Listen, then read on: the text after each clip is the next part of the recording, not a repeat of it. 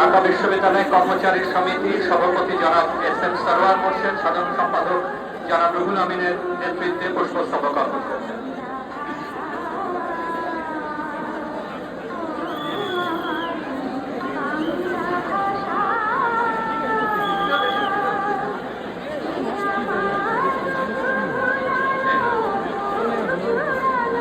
সম্মানিত উপস্থিতি, আপনাদেরকে সবিনয় অনুরোধ করছি,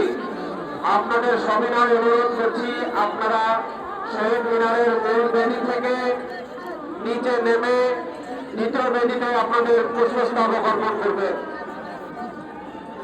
আইন শৃঙ্খলা বাহিনী এবং ভলান্টিয়ারদের দৃষ্টি আকর্ষণ করে সবিনয়